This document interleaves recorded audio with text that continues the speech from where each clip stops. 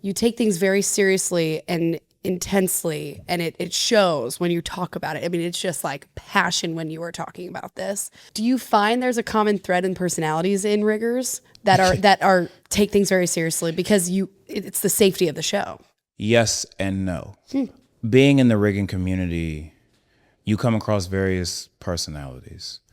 Some people have some less safe habits than others. Usually we have a check and balances system in which we try to keep each other accountable. But you can't police everyone.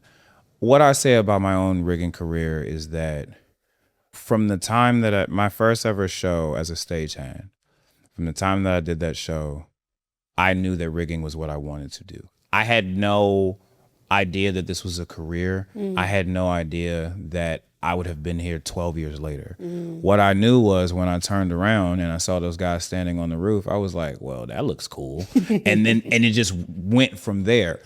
My love for it as I learned about it grew. And there are many people that I love and respect that carry that same fire and passion. We not only love the discipline, but everything that comes with it.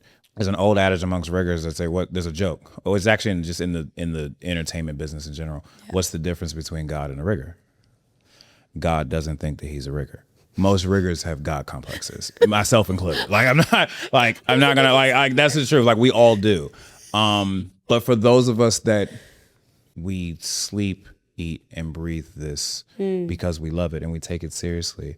And when I say finally as a rigging crew chief, when you see riggers upset, 9 times out of 10, it is about the situation at hand, but it's more so about the principle. One small mistake could cost somebody their lives. If we are not adamant about that and maintain the same standard of expectation, if you let it slip once, you'll let it slip again. And it won't be the first time that you do it. It won't be the 10th time that you do it. It won't be the 100th time that you do it. You could have been doing this for 15 years wrong. And the one time that it actually comes back to bite you, it is now a very serious, dangerous situation.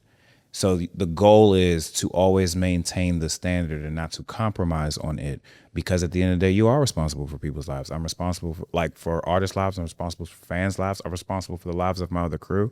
Like, legally, I'm responsible. Like, I can be held in court for these types of things. Yeah, right. riggers, we technically, as if things happen and people lose their lives, we can be on the hook for involuntary manslaughter. Because we were a part of the decision-making process. And technically, as rigging crew chief, you were influential in these decisions. Yeah. So it happened on your watch. There are legal ramifications to rig. And you have to understand that before getting into it. Like, yeah, there's everybody thinks like, oh, it's cool, I'm a rigger, I do this. Yeah, but heavy is the head that wears the crown. And those guys who paved the way for me to come in, who I've seen like flip out about a pin being halfway out, now being in their position, I fully understand. Because you have to maintain the standard all the time. Wow. And it has to be ingrained in everybody else. Like, because we can't babysit everybody. You can't be a people pleaser. You can't. We riggers are usually the bad guys.